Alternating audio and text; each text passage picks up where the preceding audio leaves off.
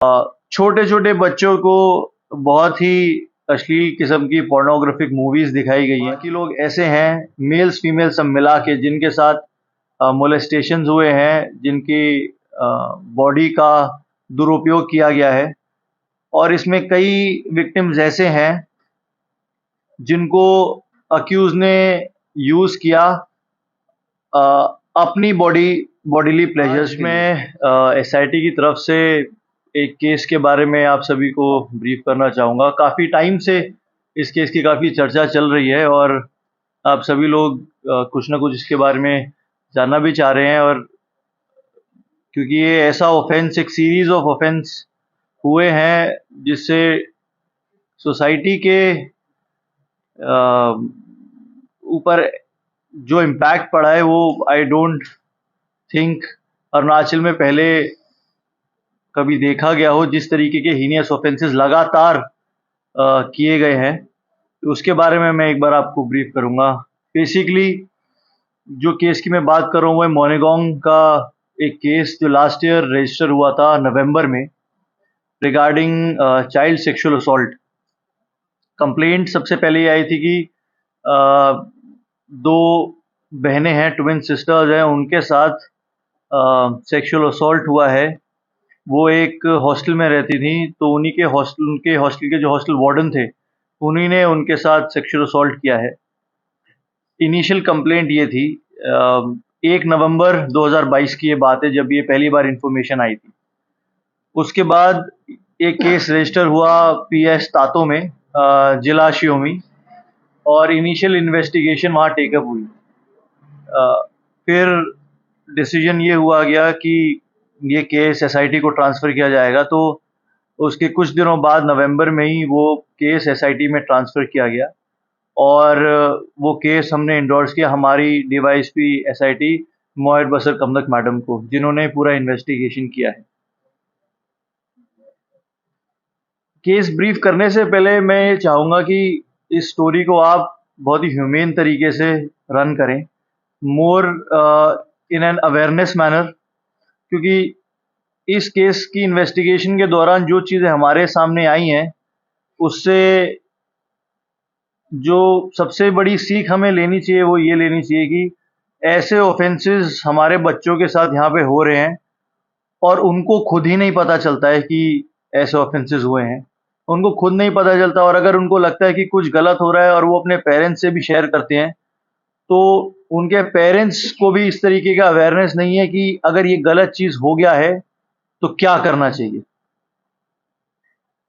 तो केस के बारे में जो फर्स्ट चीज़ जो मैं बताना चाहूँगा वो है कि इस केस के अक्यूज़्ड हैं हमारे एक इंडिविजुअल जिनका नाम है युमकिन बागरा, जिनकी अभी उम्र 33 साल है और वो मोनेगोंग के एक स्कूल में हॉस्टल वार्डन है। वो वहाँ 2014 से 2022 तक रहे हैं, ये उनका टेन्योर रहा है। और इस पूरे टेन्योर में और भी बहुत विक्टिम्स हो सकते हैं, लेकिन इस पूरे टेन्योर में उन दो बच्चियों से जो ये इन्वेस्टिगेशन शुरुआत हुई उसके बाद हमारे पास अब तक टोटल 21 विक्टिम सामने आ चुके हैं। 21 बच्चे हमारे सामने आ चुके हैं। इन बच्चों की उम्र 6 साल से लेके 14 साल के बीच में है। वो हॉस्टल जो है वो बेसिकली एक फर्स्ट स्टैंडर्ड से लेके 5th स्टैंडर्ड तक के बच्चों के लिए है।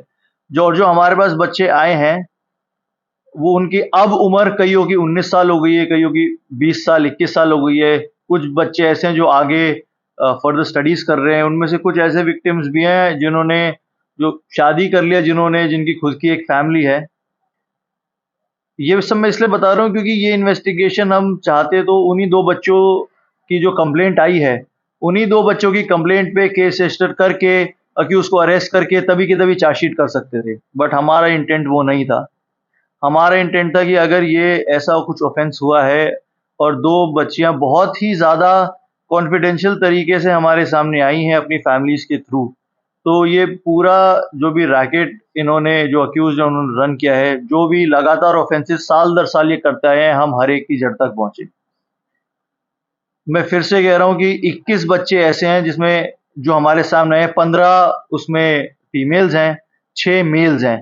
जो अभी हमारे पास सामने आए। और भी कई सारे विक्टिम होंगे, पहले भी हमने अपील किया है और हम आज भी दिली अपील करते हैं कि ऐसे बच्चे जो जिनके साथ इस तरीके के असॉल्ट्स एक्टिविटीज़ हुए हैं वो प्लीज़ सामने आए। उनकी आइडेंटिटी हम सीक्रेट रखेंगे, रिवील नहीं करेंगे, लेकिन आपके साथ जो ऑफेंस हुआ है, एक मौका हमें दीजिए कि हम आपको उसके लिए जस्टिस दिला सकें। इन बच्चों के साथ इनमें से 6 ऐसे बच्चे हैं जिनके साथ as per legal terminology aggravated penetrative assault हुआ है। मतलब इनके साथ लगातार जो कॉमन पार्लेंस में रेप कहा जाता है, तो उस तरीके के असॉल्ट्स इनके साथ हुए हैं। उसके अलावा बाकी लोग ऐसे हैं, मेल्स फीमेल्स सब मिला के, जिनके साथ मोलेस्टेशंस हुए हैं, जिनकी बॉडी का दुरुपयोग किया गया है। और इसमें कई विक्टिम्स ऐसे हैं जिनको अक्यूज ने यूज़ किया अपनी बॉडीली प्लेजर्स के लिए, जैसे कि उनके अक्यूज के प्राइवेट पार्ट्स को स्ट्रोक करना, उसको प्लेजर देना। इवन ऐसे भी इंस्टेंसेस हैं जिसके अंदर कुछ सेक्सुअल एक्ट्स फोर्सिबली परफॉर्म किए गए अक्यूज के द्वारा, जिसके अंदर more than one child victim was present at the spot. तो 2-3 बच्चे भी थे एक साथ, जिसमें उनके साथ जब यौन शोषण हो रहा था। इसके अलावा बच्चों पे पेनिट्रेटिव सेक्सुअल असॉल्ट के अलावा उनके बॉडीली सैंक्टिटी को और भी कई तरीके से वायलेट किया गया। छोटे छोटे बच्चों को बहुत ही अश्लील किस्म की पोर्नोग्राफिक मूवीज़ दिखाई गई हैं। हमें बहुत सारी रिकवरीज हुई हैं, क्योंकि मैडम ने एक टीम लीड की जो बहुत डीप इस इन्वेस्टिगेशन में गए हैं। तो मैं वहाँ से फ़ोन्स रिकवर हुए, वीडियो क्लिप्स रिकवर हुए हैं पोर्नोग्राफिक। फिर हमें वहाँ से प्रोटेक्टिव इंस्ट्रूमेंट्स जैसे कॉन्डम्स और ये सब भी हमें वहाँ से रिकवर हुए हैं। और जो ये तो हमारा सोचना है कि इनका टेन्योर 2014 से 2022 का रहा है, तो कितने और बच्चे होंगे, क्योंकि हमारे पास जो अर्लीस्ट नोन इंसिडेंट जो हमारे सामने आया इन 21 बच्चों में से, वो है 2019 का। तो 19 से 22 के ही इन्हीं सालों में हमारे पास 21 विक्टिम हैं। इनके पहले के भी विक्टिम्स होंगे जो अभी हमारे सामने नहीं आए हैं। हमने जो अटेम्प्ट किया है उससे हम अभी 21 लोगों का ही सिर्फ पता लगा पाए हैं। उसके बाद जब ये बातें सामने आई तो अक्यूज ने काफ़ी ट्राई किया एस्केप करने का, छुपने का।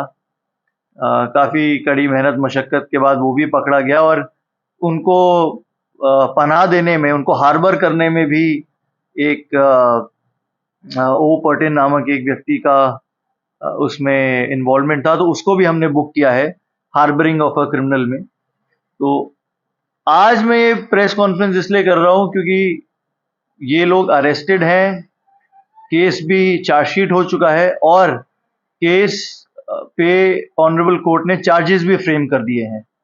तो हार्बरिंग के लिए जो जिस पे हमने चार्जेस लगाए थे उस पे हार्बरिंग का चार्ज फ्रेम हो गया है कोर्ट द्वारा, और जो हमारे अक्यूज्ड हैं उनके खिलाफ एग्रेवेटेड पेनिट्रेटिव असॉल्ट का, मोलेस्टेशन का, और वेरियस सेक्शंस ऑफ आईपीसी और पॉक्सो 6, 8, 10, 12, पॉक्सो 376 ए बी 376 3, इन सब के आईपीसी, इन सब में उनके खिलाफ चार्जेस भी फ्रेम हो चुके हैं। हमने भी कोर्ट से ये अपील की है, ऑनरेबल कोर्ट से, कि इसका जितनी जल्दी हो सके हम ट्रायल कराएं, क्योंकि अभी कुछ दिन पहले ही ऑनरेबल कोर्ट द्वारा जो अक्यूज है उनको बेल दे दिया गया है, तो he is out right now. हमारा यही अपील है, उम्मीद है, और हम अपने तरीके से अपना व्यू प्रेजेंट भी कर रहे हैं कि केस चार्जशीट भी हो चुका है, चार्ज भी फ्रेम हो चुका है, तो जितनी जल्दी हो सके इसमें ट्रायल कंडक्ट किया जाए। जो बच्चे इसके विक्टिम्स हैं जो हमारे सामने आए हैं, देखिए कुछ ऐसे मेंटल स्कार्स उनके ऊपर हैं जो शायद आजकल में इतनी जल्दी शायद ना भी ठीक हो सकें। उनके लिए लगातार साइकोलॉजिकल काउंसलिंग की भी ज़रूरत है। उनके सिर्फ उन्हीं को नहीं, उनके पेरेंट्स को भी साइकोलॉजिकल काउंसलिंग कि और सोसाइटल हेल्प की ज़रूरत है कि ये वो सामने आए हैं इतने कॉन्फिडेंस के साथ, तो ये एक उनके लिए सोसाइटल स्टिग्मा ना बन जाए। इसमें भी मैं आप सबसे रिक्वेस्ट करूँगा, आपकी मदद लूँगा मैं कि जैसे भी आप इस स्टोरी को प्रेज़ेंट करें, इतनी मुश्किल से कोई बच्चा अपने पेरेंट्स से सबसे पहले ये चीज़ शेयर करता है। उसके बाद उस उतनी ही ज़्यादा मुश्किल से वो पेरेंट्स आके पुलिस के पास किसी तरीके से ये चीज़ शेयर कर पाते हैं, और फिर उन्हीं बच्चों का मेडिकल करवाना, उन्हीं बच्चों का मजिस्टीरियल स्टेटमेंट करवाना, ये सब खुद में ही बहुत ज़्यादा टायरिंग और बहुत ज़्यादा स्ट्रेस इंड्यूसिंग रहता है बच्चे के लिए। तो आगे भी उनको साइकोलॉजिकल असिस्टेंस की ज़रूरत होगी। हम लोग अपनी तरफ से जितना हो सके प्रोवाइड कर रहे हैं। We are in regular touch with those kids. बाकी गवर्नमेंटल डिपार्टमेंट से भी हमारा यही रिक्वेस्ट है कि जो डिपार्टमेंट्स चाइल्ड वेलफेयर में काम करते हैं या सोशल सर्विसेज में जो सीबीओज एनजीओज भी काम करते हैं, वो भी इनसे कनेक्ट करें।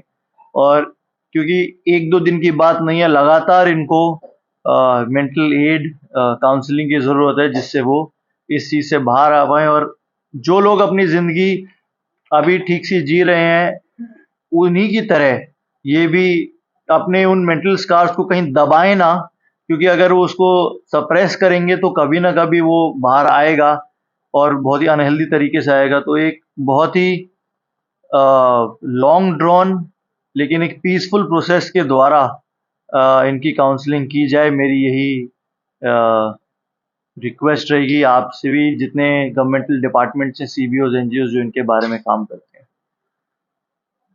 और भी अगर कोई बच्चे हैं, और वो मेरी अपील है अगर दोबारा से कि अगर ऐसा कुछ हुआ है उनके साथ इन सालों में, उस जगह पे, इससे पहले जब कभी भी, तो प्लीज़ हमारे सामने आएँ।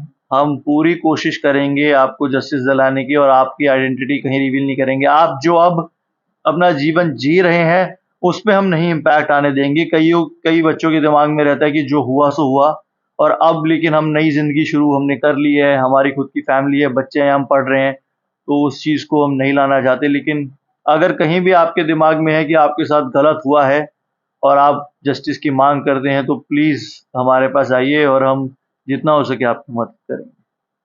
Thank you so much.